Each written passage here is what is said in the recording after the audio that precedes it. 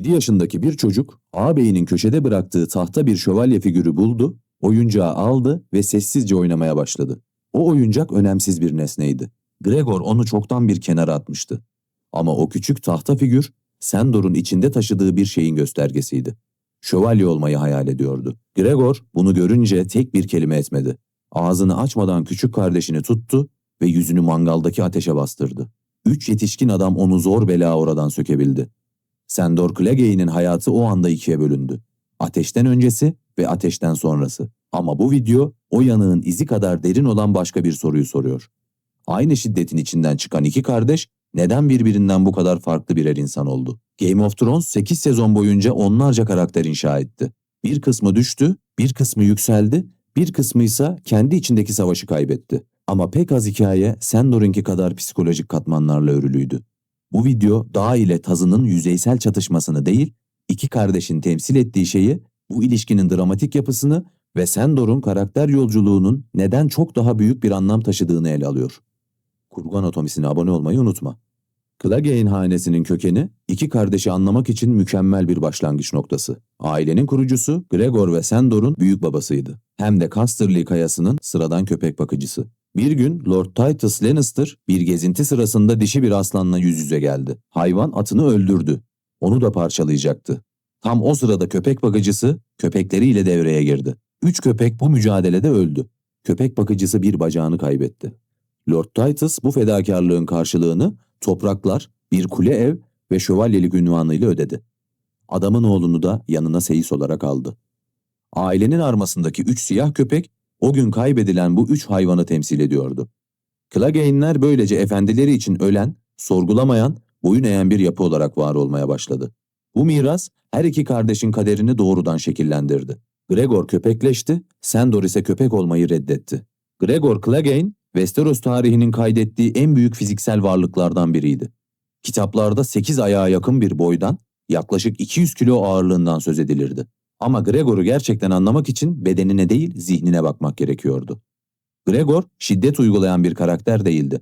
Şiddetin ta kendisiydi. Şiddetli migrenleri vardı. Sürekli ağrı içindeydi ve bu ağrı onu daha öngörülemez kılıyordu. Uykusunda horlayan bir askeri öldürdüğü söylenirdi. Harrenhal'da bir hizmetkarın yüzünü zırhlı yumruğuyla parçaladı. Kralın şehri yağmalandığındaysa Rhaegar Targaryen'ın küçük oğlu Prens Aegon'un kafasını duvara çarptı. Ardından annesi Elia Martell'i önce tecavüze uğrattı, sonra öldürdü. Bütün bunlar savaşın kaosunda verilmiş ani kararlar değildi. Bunlar Gregor'un kim olduğunu açıkça gösteren bilinçli eylemlerdi. Üstelik bu eylemlerin hiçbirinin hesabını vermedi. Peki bu canavar nasıl bir şövalye olabildi? Gregor'un şövalyeliği, kurumun içinin nedenli boş olduğunu tüm çıplaklığıyla ortaya koyuyordu. Kitaplara göre onu şövalye ilan eden Prens Rhaegar Targaryen'dı. Bu tek ayrıntı bile şövalyeliğin salt bir sembolden ibaret olduğunu kanıtlıyordu. Sandor, şövalyeliği reddetmesinin sebebini hiçbir zaman uzun uzun açıklamadı ama nedeni belliydi. Kendi yüzünü yakan, çocuk ve bebek öldüren, tecavüz eden bir adam o unvanı taşıyabiliyorsa o unvanın hiçbir değeri yoktu. Sandor hiçbir zaman yemin etmedi ama ironik bir biçimde defalarca gerçek anlamda şövalye gibi davrandı. Yeminsiz bir adam, yeminli olanlardan çok daha fazla dürüstlük gösterdi. Sandor'un yanığı sadece fiziksel bir iz değildi. Bir zihin yapısının temel taşıydı. 7 yaşında başına gelen o olay, onun dünyayı algılama biçimini kökünden dönüştürdü. Ve bu olayın nüansı son derece önemli. Sandor yanlış bir şey yapmamıştı. Gregor'un çoktan bir köşeye bıraktığı oyuncakla oynamıştı. Bu kadar. O tahta şövalye figürü, şövalye olmayı hayal ettiğinin sessiz bir kanıtıydı.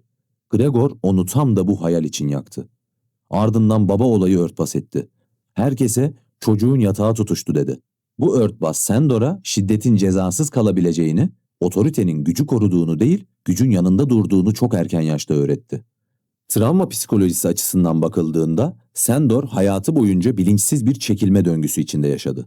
Bağlanma korkusu, reddedilmeden önce kendisini reddetme, sertliği duygusal bir zırh olarak kullanma. Dışarıya ise tamamen farklı bir yüz takındı. Acımasız, umursamaz, sadece para ve emir için yaşayan bir adam. Ama bu zırh hiçbir zaman tam anlamıyla tutmadı. Bu dış görünüş Sansa Stark ile olan sahnelerde sürekli çatladı. Joffrey Sansa'yı dövdürdüğünde kral muhafızları içinde ona karşı en az şiddeti uygulayan tek kişi Sandor'du. Sansa'nın babasının kesik başıyla yüzleştirildiği sahnede Sandor sessizce bir bez ıslattı ve kızın yüzündeki kanı sildi. Kimse emretmemişti. Hiçbir çıkarı yoktu. Bu jest, Sandor'ın hazı bedeninin içinde hala yaşadığını gösteren en güçlü anlardan biriydi. Sansa'ya duyduğu ilgi yalnızca koruyuculuk içgüdüsüyle açıklanamıyordu. Sandor, saflığın ve güzelliğin bu dünyada hala var olabileceğini Sansa üzerinden hatırlamaya çalışıyordu. Çünkü o saflık kendi içinden çok daha önce söküp alınmıştı. Tazı bir maskeydi. Sandor Clegane ise maskenin arkasındaki adamdı. Turnuva sahnesindeki müdahale de bu çerçevede okunabilir. Gregor Loras Tyrell'e saldırdığında Sandor araya girdi. O anda ne kahraman ne de koruyucuydu. Kendisi Gregor olmamak için bu düzene en azından o an itiraz etmek için araya girdi. Ama kral emrettiğinde diz çökmek zorunda kaldı. Bu isyanın ne kadar kırılgan olduğunu bir kez daha görmüş olduk. Arya ile olan yolculuğu bu dönüşümü çok daha doğrudan aktardı. İki karakter de birbirini başlangıçta düşman olarak gördü. Arya, Sandor'un kasabın oğlunu öldürdüğünü biliyordu ve bu yüzden onu öldürmek istediği kişilerin listesine almıştı. Sandor ise Arya'yı fidye için taşıdığı bir yük olarak tanımlıyordu. Ama yol boyunca ilginç bir şey oldu. Sandor, Arya'ya hayatta kalmanın gerçek kurallarını öğretti. Nazik olmayı değil, net olmayı. İnsanlara körü körüne inanmayı değil, insanları okumayı. Bir çiftçiyle karşılaştıklarında Sandor ona yardım etti. Ardından aynı çiftçiden bir şeyler çaldı. Arya bunu sorguladığında verdiği cevap şuydu. Kış geliyor. Bu adam ve kızı zaten ölecek. En azından parayı sırtlarında taşımak zorunda kalmasınlar. Bu cevap ne tamamen haklı ne de tamamen yanlıştı. Ve bu belirsizlik Sandor'un karakter yapısının tam merkezindeydi. Brotherhood Without Banners'ın mahkemesinde yargılanırken de aynı dürüstlüğü korudu. Kardeşi Gregor'un suçları kendisine yüklendiğinde tek bir cümle söyledi. O yaptı bunları, ben değil. Bu cümle Sandor'un hayatının özetiydi. Gregor'un gölgesinde büyümüş ama Gregor olmayı reddetmişti. Karasu Körfezi Savaşı, Sandor'un karakter yolculuğundaki en belirleyici kırılma noktasıydı. Deli Ateş, nehri bile alevler içinde bıraktı. Gece yarısı su yeşil alevlerle yandığında Sandor'un içindeki bütün kilitler açıldı. Ateş korkusu onu felç etti. Joffrey'in emrini bile dinlemeyi reddetti. Sarhoş oldu ve savaşı bıraktı. Birçok izleyici bunu basit bir korkaklıkla açıkladı. Ama bu değerlendirme yüzeyde kaldı. Sandor bütün bu yıllar boyunca pek çok şeyi korkudan değil, seçim yapma lüksü olmadığı için yapmıştı. Karasu Savaşı'nda ilk kez gerçekten bir seçim yaptı. Hem de en ağır bedeli ödeyerek. Sahip olduğu her şeyi geride bıraktı. Savaştan kaçmadan önce Sansa'nın odasına girdi. Onu kuzeye, kış yarına götürmeyi teklif etti. Sansa reddetti. Sandor gitti. Bu sahne çok az konuşuldu ama son derece önemliydi. Sandor o gece hem bir savaşı hem de Joffrey'e olan bağlılığını hem de ona en çok bağlı hissettiği tek insanı aynı anda bıraktı. Ardından Arya'yı buldu. Fidye umut ederek Talilere, Stark'lara götürmeye çalıştı. Sonunda yollar tıkandı ve ikisi birlikte sürüklendi. Tartlı bir yen ile yaşanan dövüşse bu dönemin en çarpıcı sahnesiydi. İki karakter de Arya'yı korumak istiyordu. Ama birbirlerinin niyetinden haberleri yoktu. Dövüş uzun ve acımasızdı. Sandor sonunda yenildi. Tartlı bir yen onu bir uçurumun kenarına bıraktı. Arya onu terk etti. Sandor bu ölümden geri dönüşü olmayan bir noktada, ıssız bir arazide yaralı ve yorgun bırakıldı. Ve Arya gittiğinde onun için bir şeyler hissettiğini o son bakışıyla zaten belli etmişti. Listede ismi olan Sandor listeden çıkarılmıştı. 6. sezonda Sandor'u yeniden gördüğümüzde kardeş Rey liderliğindeki küçük bir toplulukta ağır işler yapıyordu. Konuşmuyordu, öne çıkmıyordu, sadece çalışıyordu. Bu bölümün en dikkat çekici sahnesi Sandor'un ateşe bakış anıydı. Beric Dondarrion ona ateşe bakmasını söyledi ve Sandor hayatı boyunca gözlerini kaçırdığı o şeye ilk kez doğrudan baktı ve o ateşin içinde bir şey gördü. Surlar ve surların ötesinde yürüyen ölüler. Bu vizyon onun yolculuğunun bundan sonrasını anlamamız açısından kritikti. Sandor tesadüf eseri bir savaşa katılmadı. Bir şeyin onu o yöne çektiğini hissetti. Topluluk katledildiğinde Sandor yeniden silahını kuşandı ama bu sefer farklı bir amaçla. Kardeşliğe katıldı ve nihayetinde dizinin en çılgın görevlerinden birine dahil oldu. Jon Snow liderliğindeki küçük bir grup canlı bir ölü ordusu üyesini yakalamak için surun ötesine geçti. Bu bölüm Sandor'un karakter yolculuğu açısından çoğunlukla görmezden gelindi. Oysa son derece önemliydi. Dondurucu soğuğun ortasında neredeyse sıfır hayatta kalma şansıyla bir ölü ordusuyla karşı karşıya geldiler. Sandor bu kaotik ortamda tam olarak ne yapması gerektiğini biliyordu. Kimsenin koordine edemediği yerde yetki almadan koordine etti. Bir taşı donmuş gölün yüzeyine fırlatarak ölü ordusunun buz üzerine koştuğunu ve buzun kırılabileceğini saptadı. Bu küçük ama hayati gözlem, hayatta kalanların o gece yaşamasına katkıda bulundu. Sandor hem görevin varlığını kabul etmeye hem de hayatta kalmak için savaşmaya hazırdı. Çünkü artık bunun bir önemi olduğuna inanıyordu. Gregor ise bu dönemde çok farklı bir dönüşüm geçirmişti. Oberyn Martell ile olan dövüş dizinin en ikonik sahnelerinden biriydi. Oberyn, Tyrion'un şampiyonu olarak alana girdi ama gerçek amacı bambaşkaydı.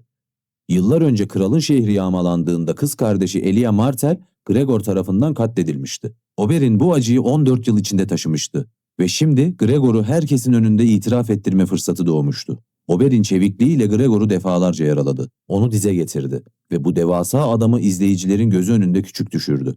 Ama zafer sarhoşluğu onu mahvetti. Gregor'un ağzından itirafı duymak için çok yakına yaklaştı.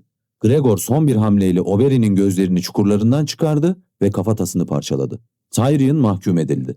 Bu sahne yalnızca bir dövüş sonucunu değil, Westeros'ta adalet peşinde koşmanın nasıl noktalandığını da gösteriyordu.